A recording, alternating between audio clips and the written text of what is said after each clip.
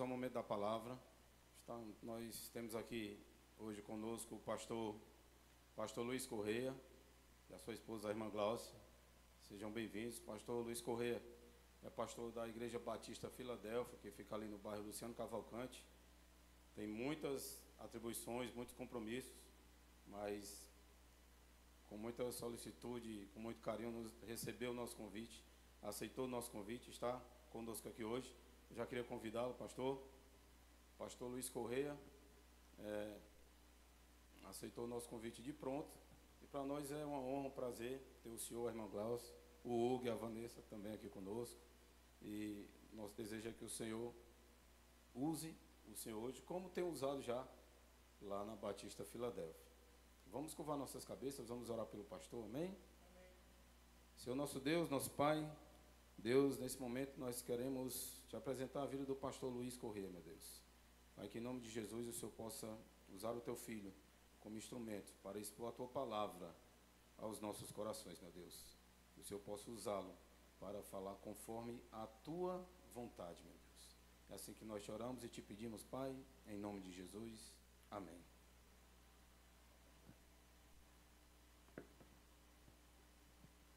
A graça e a paz a todos vocês, irmãos, em nome de Jesus.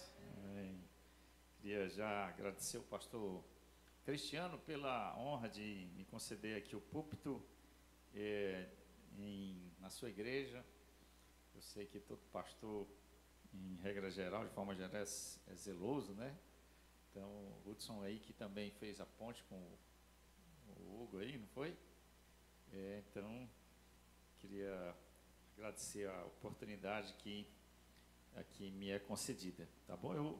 Quando eu cheguei aqui, eu vi logo o relógio aqui, já tem um sentido aqui, já tem um propósito desse relógio aí, né? Eu levo o meu celular, irmãos, para botar o cronômetro, né? Ele se apaga, eu nem mais me importo com ele. Mas agora não, agora eu estou fiscalizado ali. Eu estou aqui com um companheiro aqui, fiel, né? E deixa eu contar uma tirada aqui, né? A gente está na reunião de casais, dois dão uma aliviada aqui, um quebra-gelo. Aquela velha história do pastor chega para uma igreja, né? Aí vai pregar, aí ele disse, pastor, olha para o pastor assim, e aí, pastor, quanto tempo eu tenho, né? Aí o pastor disse, irmão, tempo você tem todo o que quiser, mas quando der 8h30 a gente vai embora. Você pode ficar aí pregando aqui, mas o pessoal 8h30 vai para sua casa, você pode ficar aí, né? Tá bom, irmão? Mas vamos lá. Vamos deixar as nossas Bíblias em aberta em Efésios 6, capítulo 6, versículo 10. Eu vou, mesmo assim, botar meu cronômetro aqui. Vai que eu me anime, esqueça aqui, né? E os irmãos vão lá 9h embora, né? Então é melhor me fiscalizar aqui.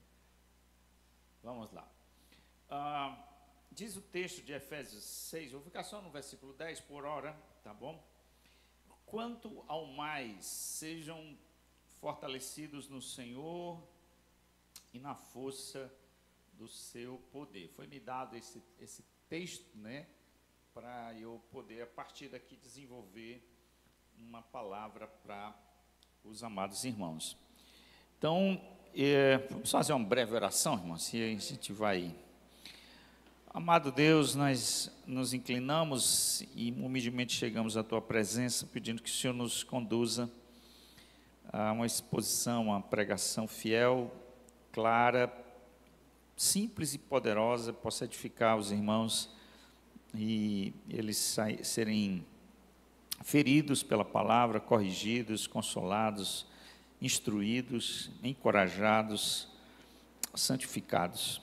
Abençoa-me, apesar de mim, usa-me, Senhor, e que Teu nome seja glorificado, em nome de Jesus. Amém.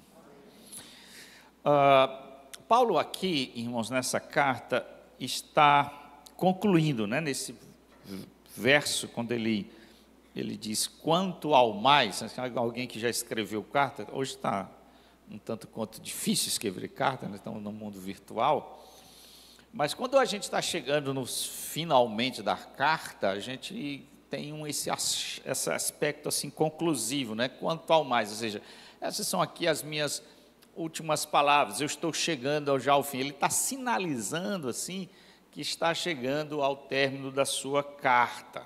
Quanto ao mais, essa expressão tem esse tom de finalizar. O finalmente, tem até algumas traduções. Na primeira parte, a carta de Paulo, né, quem conhece a literatura paulina, sabe que Paulo ele trabalha com dois braços, né, característicos da sua pena. Tem um aspecto que a gente chama mais teórico, a parte introdutória das cartas apostólicas de Paulo, são mais teóricas, tem um tom mais teológico, vamos dizer assim. Então, nessa primeira parte, o que é que Paulo falou? Paulo falou sobre o grande propósito de Deus em Cristo de reconciliar tudo consigo mesmo e unir em Cristo todos os povos na igreja que é o seu corpo. Então, estou tentando resumir aqui esse pensamento, né, que vai até o capítulo 4. Do capítulo 1 ao 4 seria a parte teológica da carta. E, então, tem esse foco aqui. Paulo ora, né, para que eles conheçam a grandeza e o poder. Eles fala dessa grande obra da Trindade em salvar, fala dessa obra da salvação, fala da união de todos os povos e a reconciliação de tudo, ou a restauração de tudo por meio de Cristo, e também essa grande obra é oferecida, né, a nós por graça mediante a fé, recebida por fé. A segunda parte da carta é a parte prática. Geralmente, um pregador, ele divide o sermão muito nessa linha de Paulo, né? Eu gosto muito dessa linha de Paulo. Expor, explicar e aplicar. Eu sempre tento pregar baseado nessa estrutura paulina, né? Então, Paulo explicou a teologia e, a partir do capítulo 4, ele aplica. Essa é uma característica das cartas de Paulo, a parte chamada prática. Então, na parte prática, Paulo vai dizer, diante dessa grande obra de Deus, de salvação, de restaurar todas as coisas e reconciliar todas as coisas por meio de Cristo, ele leva isso às consequências práticas. Como é que o cristão deve viver à luz dessa grande verdade, dessa tão grande salvação que Deus está operando? À luz dessa verdade, quais são os desdobramentos práticos para a vida de cada um daqueles que abraçaram essa obra, foram salvos, né? Foram reconciliados com Deus e estão unidos com Cristo. Então, Paulo faz várias aplicações para a vida pessoal, para a vida eclesiástica e para a vida familiar. A gente vai chegar já nesse ponto aqui, né? Ele lida com essa temática da família como desdobramento, como consequência dessa grande obra da salvação do Deus Trino. Agora, mas, aqui está o pulo do gato, mas para viver a vida cristã, ou seja, para viver à luz daquilo que Paulo está falando, é preciso lembrar que há uma batalha espiritual acontecendo, uma batalha decisiva e intensa.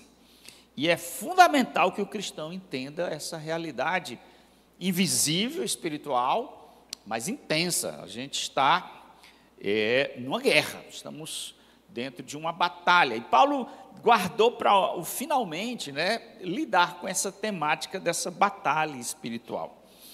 Então, o que é que ele faz aqui no versículo 10? Ele faz, primeiramente, uma exortação. Ele começa com a exortação.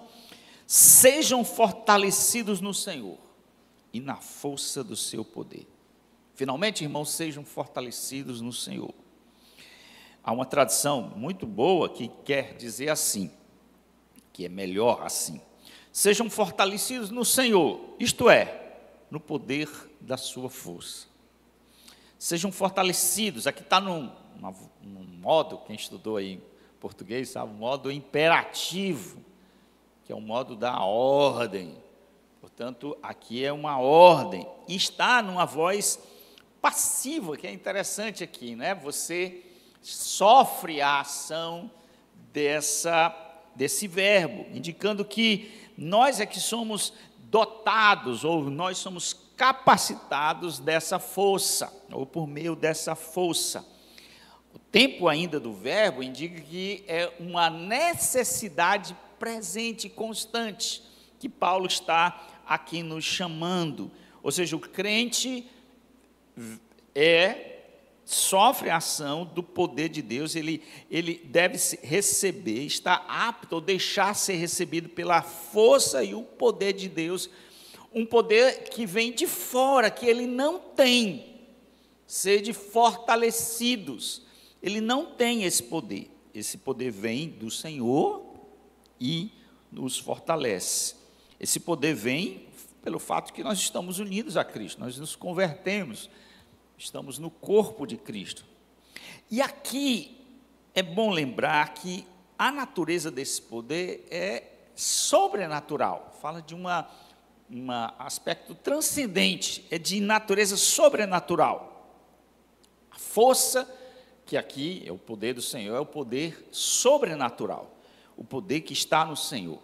Deus, que tem todo o poder, Ele quer nos fortalecer através da união com Cristo, e nós somos exortados a receber ou a deixar ser tomados por esse poder. Essa não é a primeira vez que Paulo fala da necessidade de sermos fortalecidos no Senhor. É um tema que ele já tratou na carta aqui. Ele falou isso em Efésios 3:16. Só uma rápida leitura. Diz assim, 3:16 de Efésios: peço a Deus que, segundo a riqueza da sua glória, conceda a vocês que sejam fortalecidos com poder, mediante o seu Espírito, no íntimo de cada um. Ou seja, Paulo, inicialmente, ele exorta para que sejamos fortalecidos, mas anteriormente ele orou para que isso aconteça. Primeiro ele exorta, ou seja, há um aspecto de responsabilidade e há um aspecto de oração. Paulo ora para que os crentes possam experimentar esse poder que vem do Senhor, e agora ele exorta que os crentes recebam ou se deixem ser tomados e fortalecidos por esse poder. Quais as implicações dessa exortação de Paulo para que sejamos fortalecidos no Senhor, ou seja, no poder de sua força? Primeiramente, a implicação clara que vem daí é que nós somos fracos, irmãos. É isto. Quem aqui está, do ponto de vista da lógica, é capaz de enfrentar o diabo? Quem aqui? Me diga aí. Há alguém aqui à altura de disputar uma batalha com Satanás? Claro que não. O diabo ele é de uma dimensão e de um poder inimaginável. Como é que a gente vai lutar com ele? Quem é que vai entrar no ringue, né? Quem é que se ousa? Nós aqui, amados, somos fracos. Eu preguei uma vez o Salmo 90, né? E o Salmo fala de que nós somos como pó, né? Nós somos pó, a natureza da gente é pó. Então você podia, até naquelas igrejas, né? Diga para o seu irmão do lado, fala aí para o seu irmão. Eu não gosto disso aqui, não. Eu não sei nem se aqui gosta disso, não sei, né, pastor? Gosta não, amém. Então estamos juntos aí, né? Mas pode olhar para o lado e dizer assim: boa noite, pó. Isso aqui, nada de cold isso aqui, né? Boa noite, pó. Tudo bom, pó? É isso que nós somos, irmãos. Então, aqui, esse o primeiro elemento que está por trás, quando Paulo exorta a sermos fortalecidos, porque nós não temos capacidade nem de viver a vida cristã, irmão. Vamos ser sinceros. Em nós mesmos, não. A gente acha que a salvação é por graça, inicialmente, e depois é com a gente. Sim, a gente tem responsabilidade, mas o viver a vida cristã ainda é e continua sendo na dependência do Senhor. A gente entende, não, o homem é salvo por graça, mas ele não continua sendo salvo por graça. É com ele agora. Então, nós não temos a capacidade de viver a vida cristã e nem lutar contra o inimigo, a não ser que sejamos fortalecidos. A menos que sejamos fortalecidos. A segunda implicação é que nós temos responsabilidade, como o texto nos exorta, há um imperativo aí, ou seja, é um dever. E é um dever constante.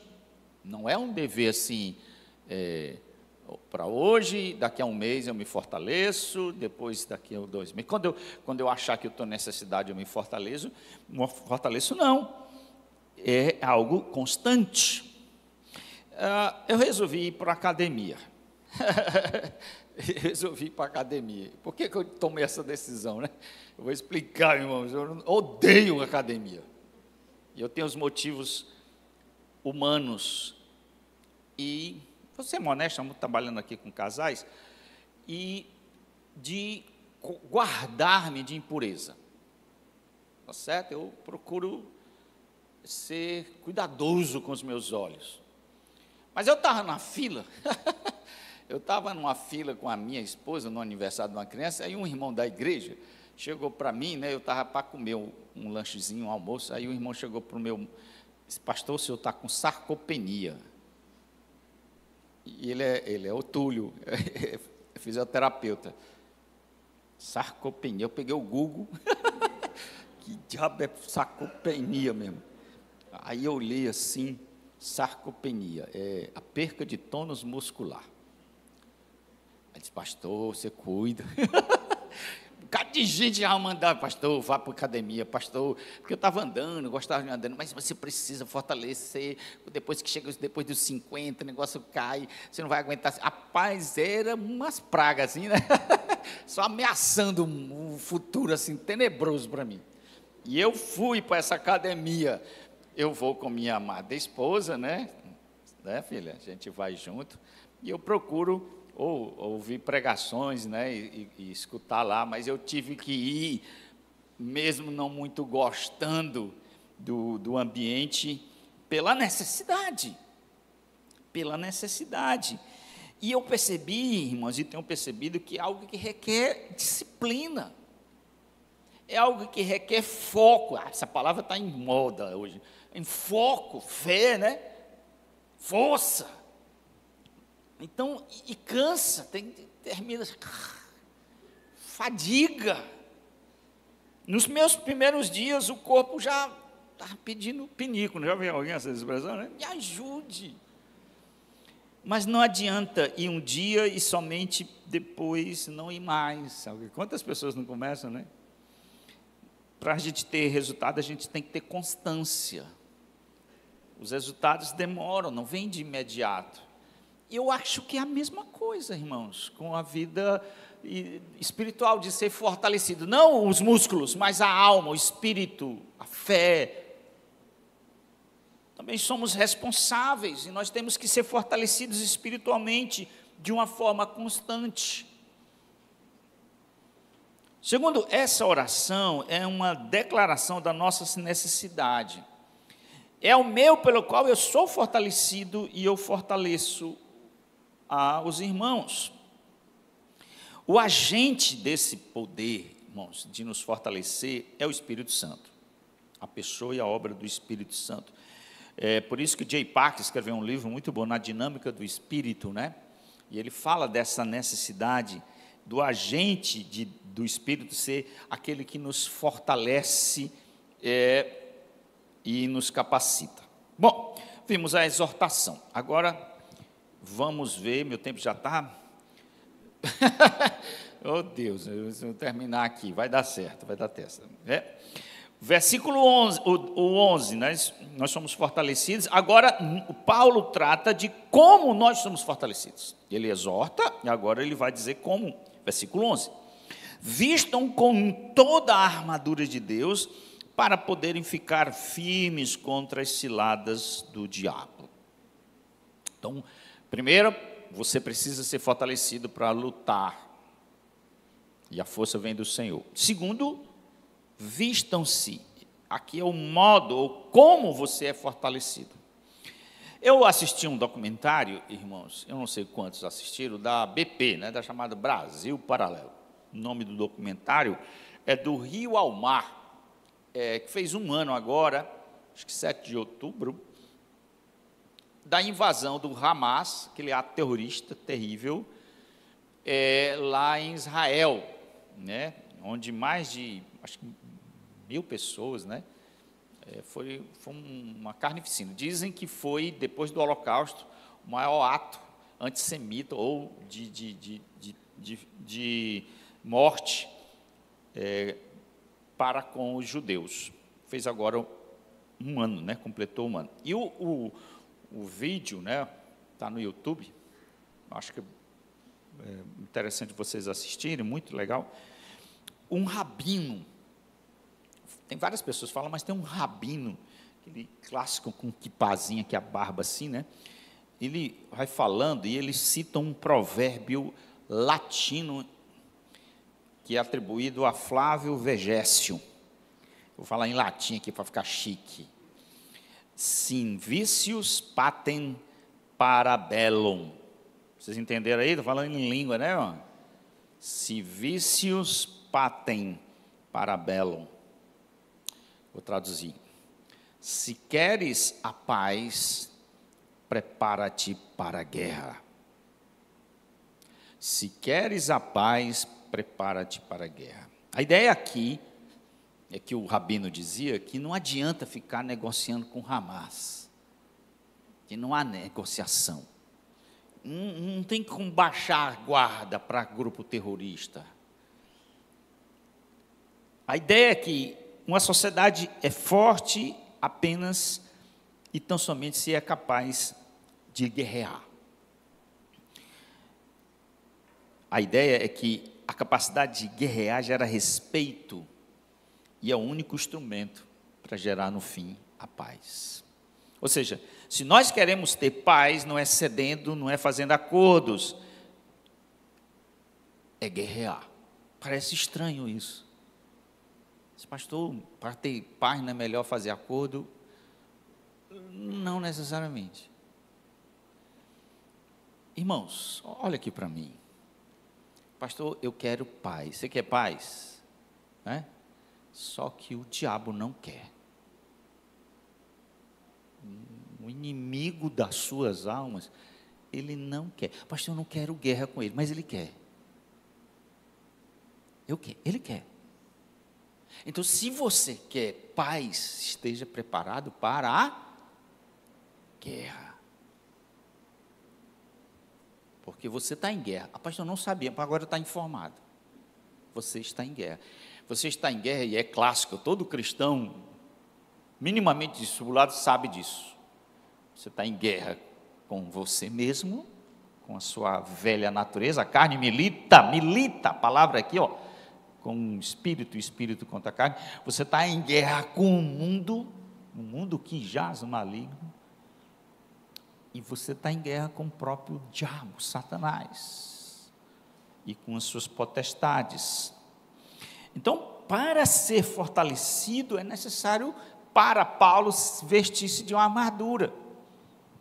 Não é optativo, é fundamental, porque você está em guerra. O texto implica aqui uma necessidade de urgência até. Aquele estado que talvez só um militar entenda o espírito do que Paulo aqui está querendo traduzir. E essa armadura é fundamental, porque senão você vai ser flechado ou minado. Há uma força que vem obtida por essa armadura. É interessante, Paulo diz, ó, seja fortalecidos na força do poder. Ela diz, como é que eu sou fortalecido, Paulo? Por meio de uma armadura. É essa armadura que vai lhe capacitar a guerrear. Então, temos primeiro a exortação, sede fortalecidos. Temos o modo, por meio de uma armadura, e Paulo explica o porquê. Por que você deve ser fortalecidos? Ele diz no versículo 11b, para ou para quê? Para poder ficar firmes contra a cilada do diabo, Porque a nossa luta não é contra o sangue e a carne, mas contra os principados e potestades, contra os dominadores deste mundo tenebroso, contra as forças espirituais do mal nas regiões celestes. A armadura é para resistir, diz Paulo, resistir e ficar firme contra as ciladas do diabo, os métodos, as estratégias, os esquemas. O diabo tem planos, métodos, formas inteligentes e muitas vezes eficazes de nos atacar. Então, para resistir, é necessária a armadura. E é interessante que a palavra resistir dá a ideia de uma posição de defesa. Interessante isso aqui. Ou seja, nessa guerra a gente não está para atirar. Tudo bem, você olha na armadura, a gente tem uma espada. Mas a posição mais é de defesa do que de ataque. A ideia, a estratégia que Paulo aqui parece alertar-nos, é de a gente ficar, o quê? Firmes. A ideia de uma posição, firmes. Oferecer resistência, porque o ataque vem. O ataque vai chegar. Os esquemas, as estratégias diabólicas vão chegar. Então, a ideia é de ficar mais num estado de resistência contra esses ataques.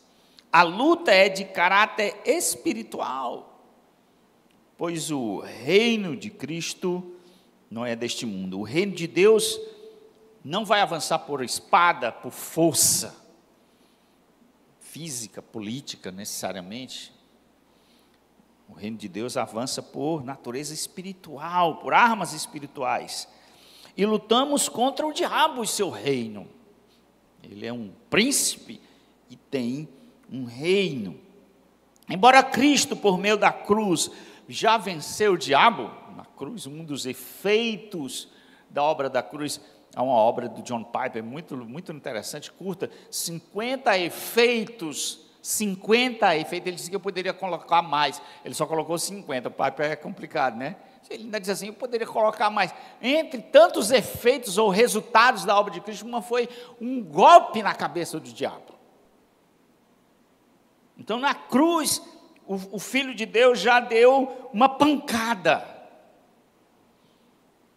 Mas o fato é que essa realidade ainda permanece, né? Eu gosto muito dessa chave hermenêutica, o já e não ainda. Já, o diabo já está derrotado e ainda não está. Ele recebeu um golpe mortal, mas ele é louco, o diabo é louco. Na cabeça dele, ele está convencido de que ele vai ganhar de Jesus. Mas por que ele luta? Porque ele é louco. Não, ele luta, ele já sabe que vai perder. Não, é você que acha que ele sabe que vai perder, ele não acha.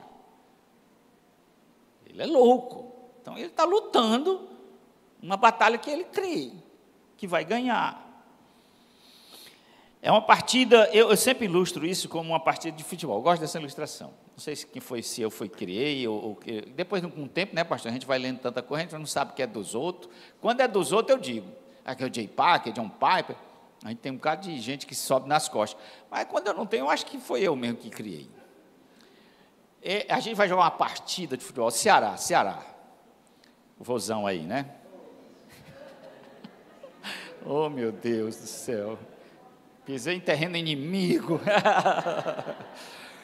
Aí o camarada está ali no centro, aí ele olha para o placar. 3-0 Ceará.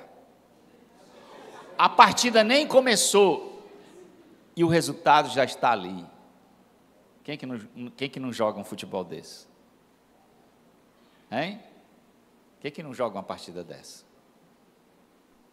Isso é a vida cristã, irmão. Você olha assim, somos mais que vencedores. A partida já está o placar ali, ó. O Apocalipse já foi feito, nova terra. Vamos reinar. A gente tem que lutar. Mas o placar já está terminado.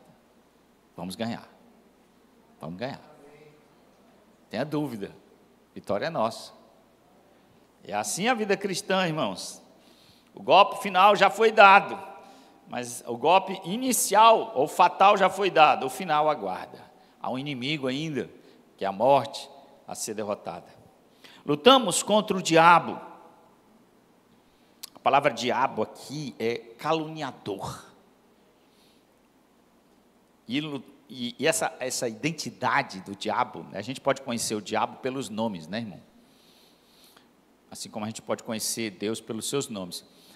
E aqui, essa identificação de Paulo em chamar de diabo como um caluniador é muito interessante, porque ele é aquele que usa da mentira, da calúnia.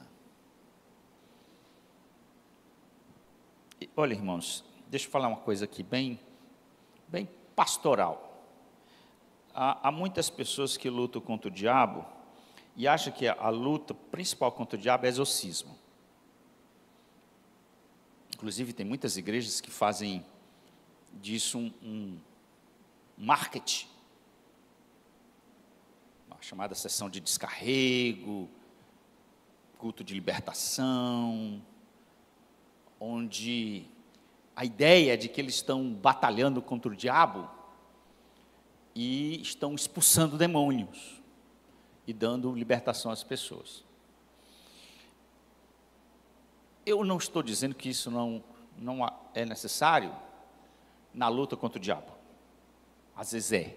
Eu, na minha vida pastoral, tive já, as pessoas chamam isso de confrontos de poder, em que me deparei de seres humanos endemoniados, de fato, de verdade. E olha, não é uma experiência boa, não é agradável,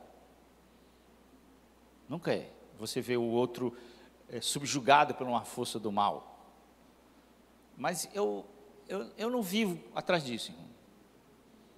Se ao caso, por uma situação, me deparar, eu devo lutar essa batalha. Mas, amados, eu vou lhe dizer a verdade. Quem acha que a grande batalha do diabo é sobre isso, está enganado.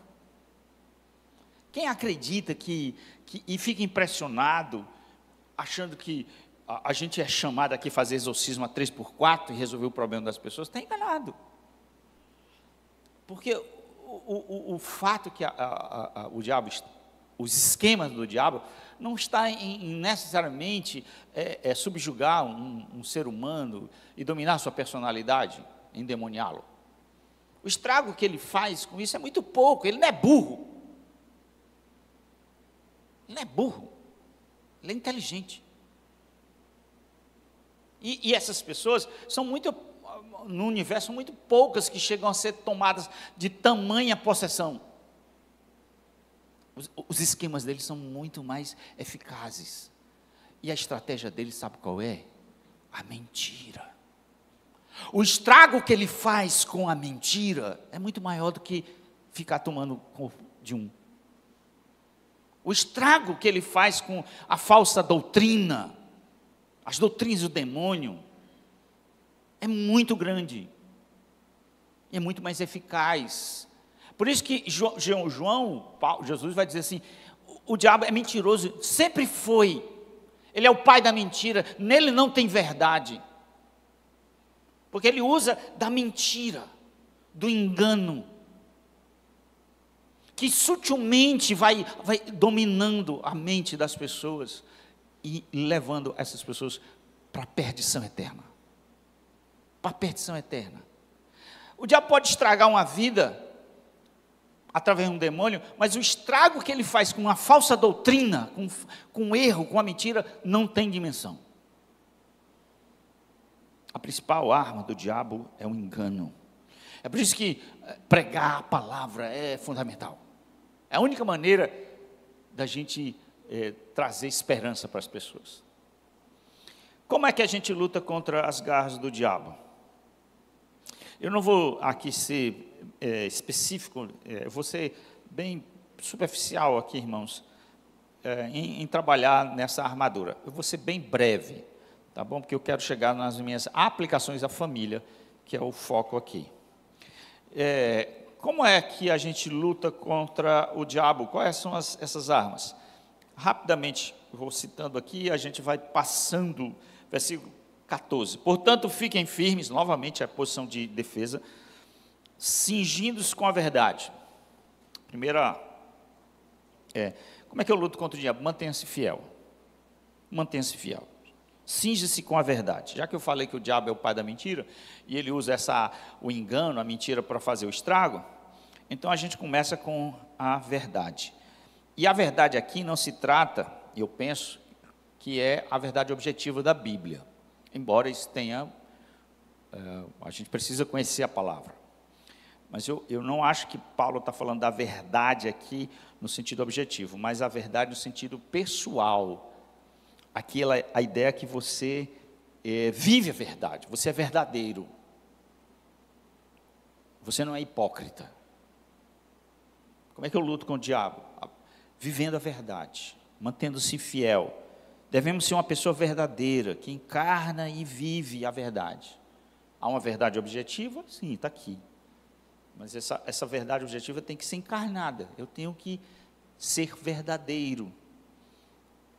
Segundo, Paulo diz ainda no versículo 14, vestindo a couraça da justiça. Mais uma vez, eu suspeito que aqui Paulo não está falando daquela justiça, né, lá de João Calvino, de Martinho Lutero, que é chamada justiça imputada, a justiça alheia, né, que Lutero dizia, a justiça que vem de outros, no caso Cristo.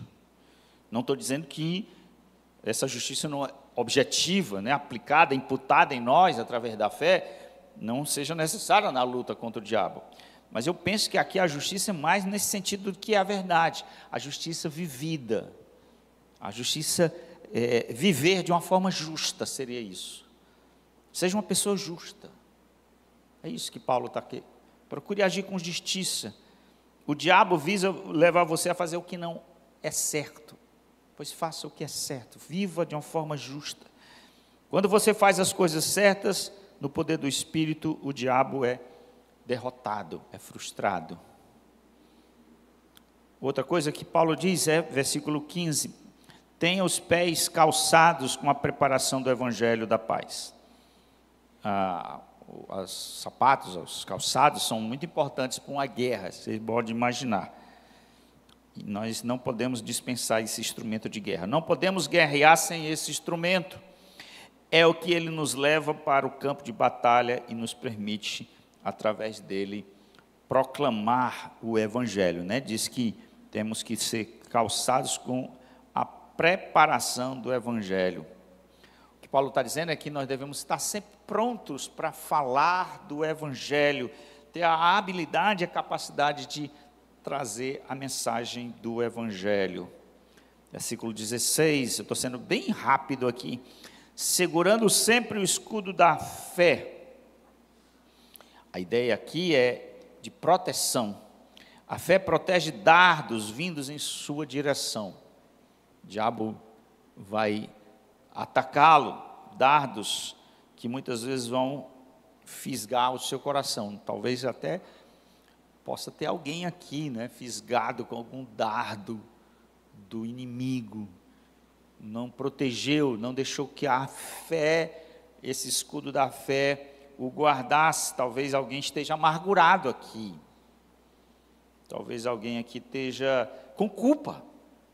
Hoje eu terminei, eu vim correndo aqui, cheguei quase atrasado, porque eu estava com um grupo de irmãs da igreja que tem maridos descrentes. A gente dá um suporte para essas mulheres. Hoje eu fui ministrar elas. E foi muito bom, foi quase mais de uma hora falando o coração dessas irmãs. E eu disse uma palavra que ajudou o coração de uma irmã. Eu disse, olha, você não carregue a culpa sobre você porque o seu marido não é crente. Porque muitas mulheres ficam dizendo, poxa, a Bíblia diz que eu tenho que ganhar o meu marido, né? Sem palavra, eu faço de tudo, mas esse homem ainda é endurecido. E às vezes a mulher, quando as boas intenções, vive com a culpa. Aí quando ela ouviu falar disso, você vê o poder da palavra. Quando ela ouviu falar disso, no finalzinho, ela levantou o braço e disse, pastor, hoje o meu coração sai em paz aqui, porque eu carregava uma culpa achando que eu era responsável pelo meu marido não ser crente. Você vê, né? Então, culpa. Talvez alguém tenha aqui a flecha da culpa, da amargura, da tristeza, da decepção, da raiva. Isso pode atacar e nos fisgar. É a fé no Senhor, irmãos, que guarda o nosso coração. Amém? É a fé que o Senhor nos dá, blinda o nosso coração dessas flechas do inimigo que muitas vezes nos fere. Versículo 17: usem também o capacete da salvação, e a espada do Espírito. Aqui a espada, sem dúvida nenhuma, é a palavra. Por isso que talvez aqui, aquela verdade que lá anteriormente não seja a palavra, porque aqui é a palavra, a verdade objetiva. E a gente nem precisa dizer da necessidade da palavra para a luta contra o diabo. Basta lembrar Jesus, quando foi tentado. Foi isto que ele usou para repreender o diabo que o tentava. Por 3 vezes ele citou, dizem que é o livro preferido dele, né, de Deuteronômio. Então faça isso, irmãos, quando a tentação chegar, quando o diabo e as tentações malignas desse mundo tentar subjugar, traga a palavra. E por fim, de uma forma bem breve, a oração. Não poderia faltar essa arma. Paulo, nos versículos 18 e 19, fala da necessidade de orar sempre. Orar sempre.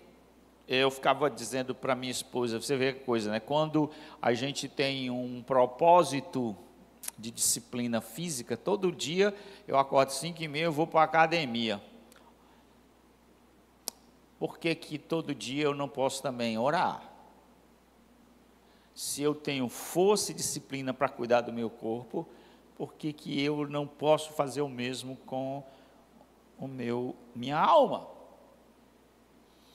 Então, ore em todas as situações, peça ao Espírito para lhe fortalecer, ore por ousadia. Paulo pede isso, né? Paulo diz, olha, orem também por mim, para que no abrir da minha boca eu pregue com ousadia. Eu fiquei pensando, olha, rapaz, se Paulo, que é o cara, pede oração por ousadia, quiçá de nós aqui. Quiçá de nós. Se Paulo precisa que os outros orem para que ele tenha ousadia, a gente tem sempre uma dimensão de Paulo, né? E aqui a gente vê toda a sua humanidade. Nós precisamos também de orar e das outras orações. Eu tenho a certeza, eu disse isso lá no meu púlpito, quando eu chegar no céu e contemplar o meu Salvador e dizer, eu cheguei aqui, boa parte daquilo que eu fiz, eu pude realizar pelo Senhor, segundo a sua graça, e porque eu me mantive em pé, que Deus me guarde, foi os irmãos orando por mim. Tudo vai ser revelado lá. Agora entendi. Escapei daquela porque o irmão orou. Tudo vai ser, muitas coisas vão fazer sentido. Olha, não é que foi a resposta de oração? Olha, ore pelo pastor, ore por mim também. Vocês não me conhecem, agora ore por mim. Ore por mim.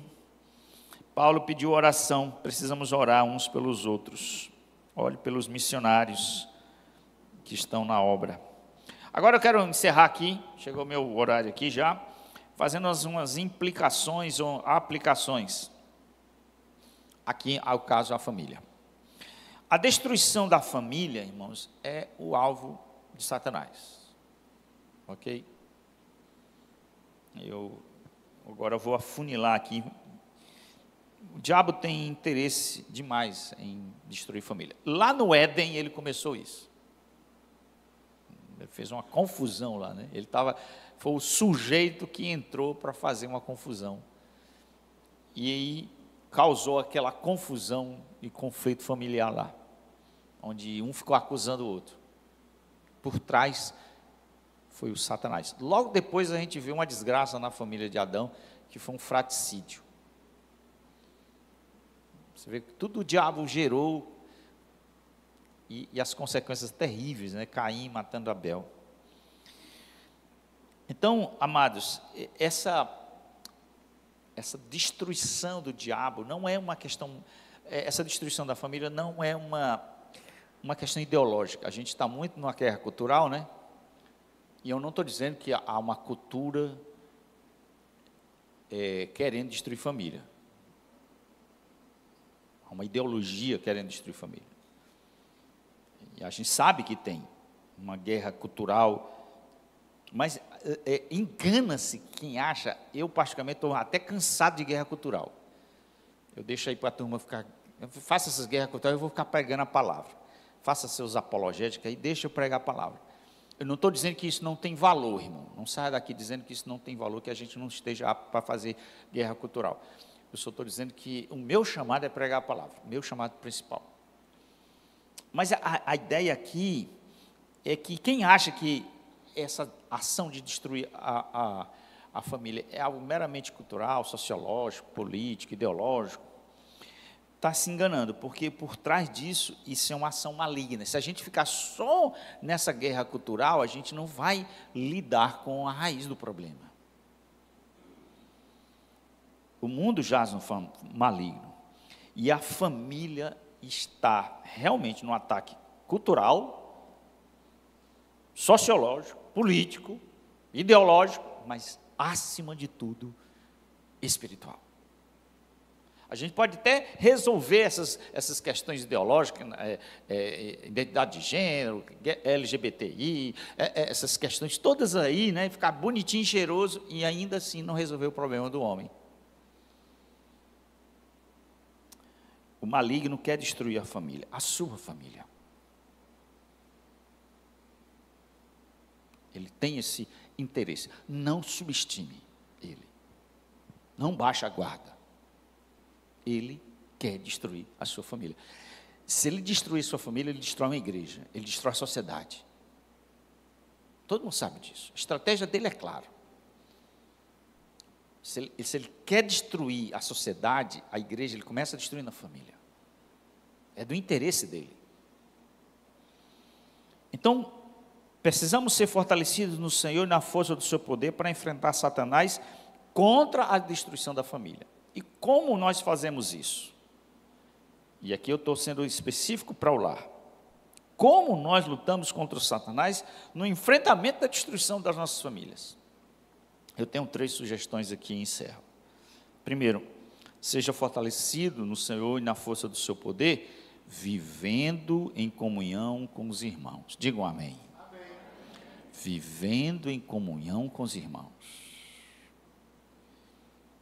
Ou seja, não batalhe sozinho.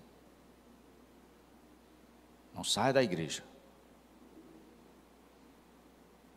Não saia da igreja.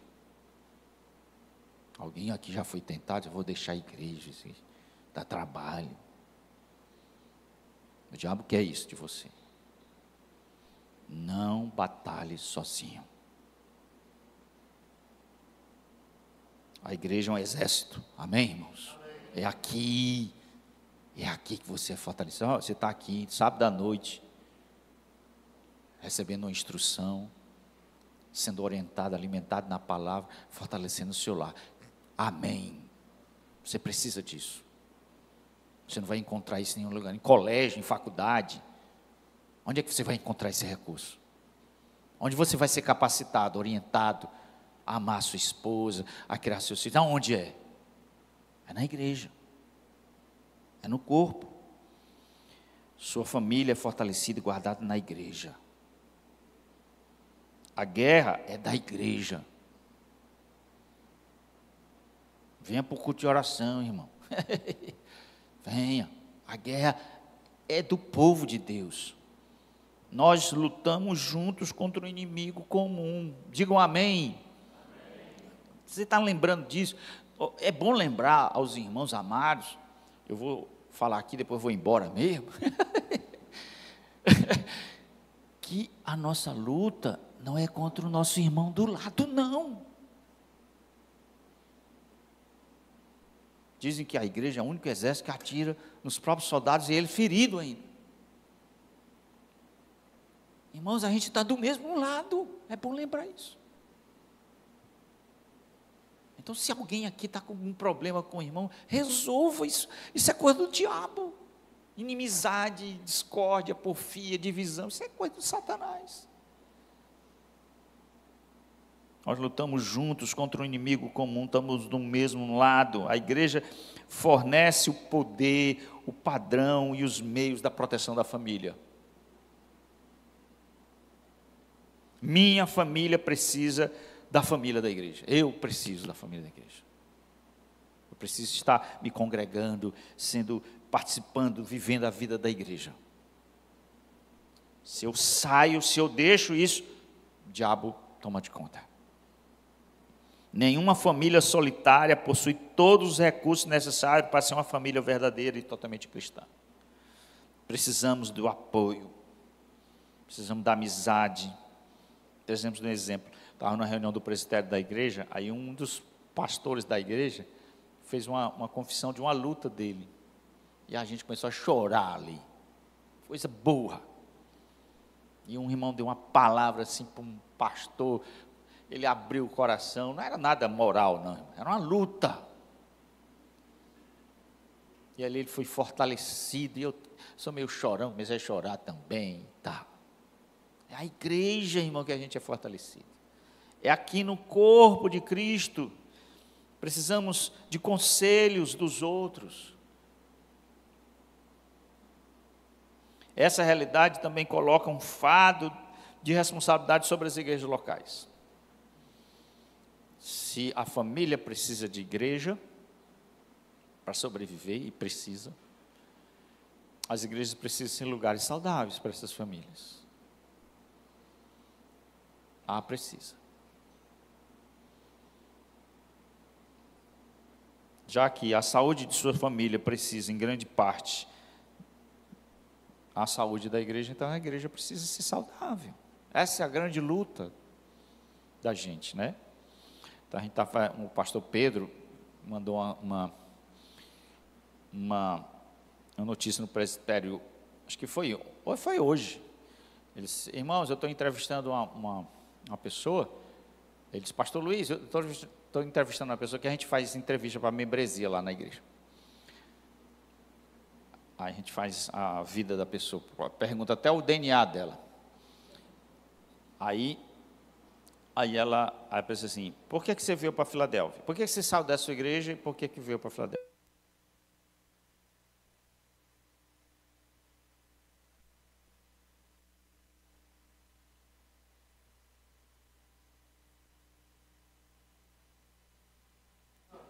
Aqui, ó. Alô, olha esse negócio chique aqui, ó. Gostei. Agora tem mais poder. Mas o pastor Pedro estava dizendo assim, ela disse o seguinte: eu fui pregar numa igreja, por ética eu não vou dizer que foi a igreja. Aí eu fui pregar na igreja. E eu preguei uma mensagem simples. Aí fui e voltei. Aí ela disse, ela saiu da igreja dela, pastor, porque o senhor foi pregar na igreja dele. Eu disse: misericórdia. Mas eu disse: graças a Deus, a igreja não era saudável. Não era. Mas pastor, você foi pregar na igreja saudável? Foi. Eu fui me chamado. Aí um dos pastores disse assim: o senhor foi o cavalo de Troia. Horroroso, não é isso? Mas o que eu estou falando aqui, irmãos, é que tem muita gente morrendo de fome. Onde o púlpito é palha, é abobrinha, enchimento de linguiça, não há exposição das Escrituras. Tem gente morrendo de fome. A igrejas tem muito de quantidade, há muita, mas de qualidade, de saúde mesmo, não são. Sejamos honestos. Então, irmãos, esse é o primeiro desafio. Viva a vida da igreja. Se você quer ser fortalecido na força do Senhor e abençoar a sua família, viva a igreja, viva a comunhão aqui com os irmãos.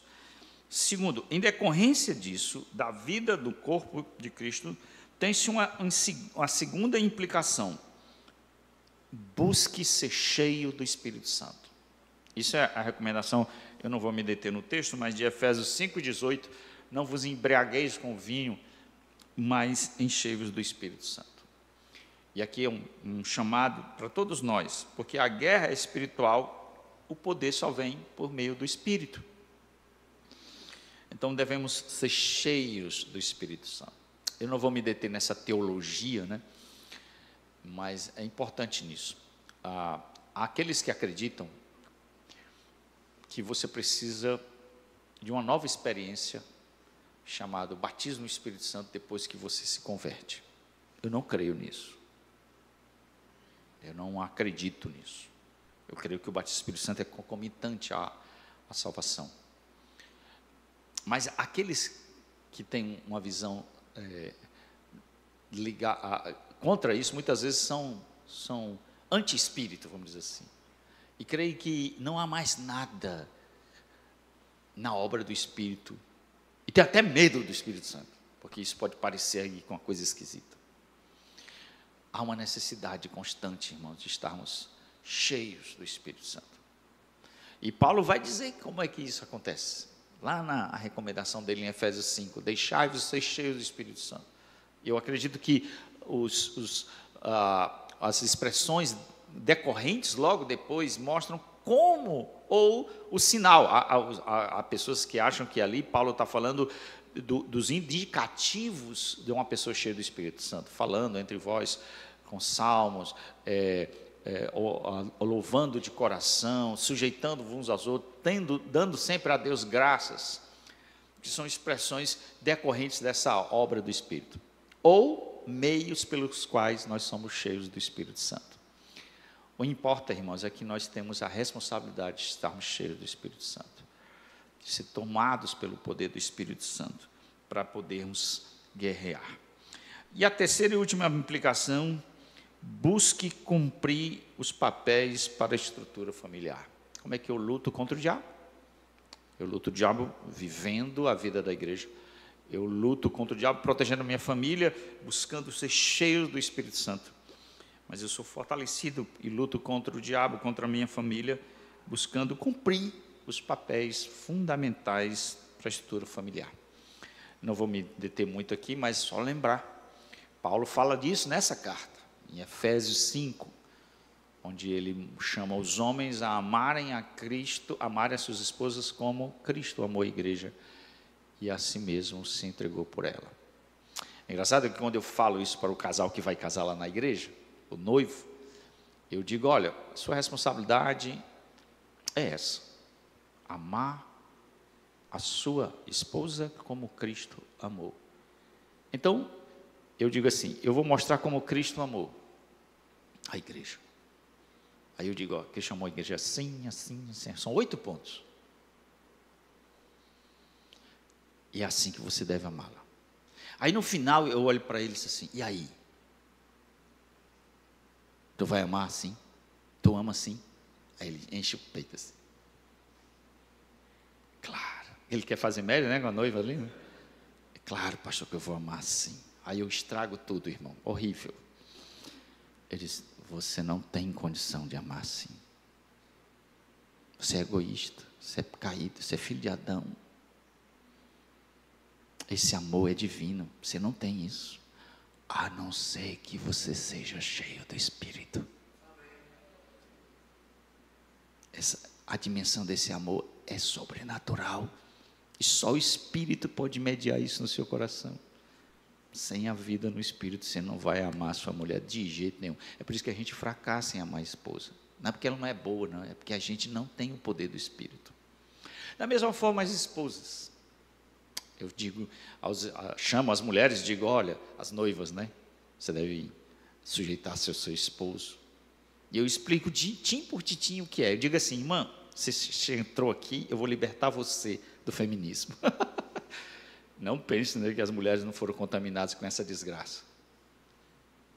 Não pense. Assista um filme, lê uma novela, você está sendo contaminado por isso. Até você nem sabe. Tem uma irmã na igreja que disse isso para mim: pastor, eu era feminista e não sabia. Cheguei aqui na igreja e me libertei. Amém. Tem muita gente que é feminista e não sabe. Aí eu digo, eu vou libertar você, irmã. Você vai sair leve, leve daqui, por saber o que é a beleza da sujeição. Aí quando eu digo isso para ela, desse mesmo jeito, ela fica toda empolgada e digo assim, você não vai ter capacidade nenhuma, a menos que você seja cheio do Espírito Santo. Então, para cumprir os papéis que Paulo chama de amar a mulher e de sujeitar-se ao marido, é a vida no Espírito. E eu penso, irmãos, se eu encerrar aqui, que essa é a grande problema da vida dos casais. 99% dos problemas dos casais está aqui, em um não cumprir o papel do chamado. Ninguém aqui, a partir de si mesmo, tem condições de cumprir os papéis, a não ser cheios do Espírito Santo. Daí precisamos ser fortalecidos no Senhor e na força do seu poder.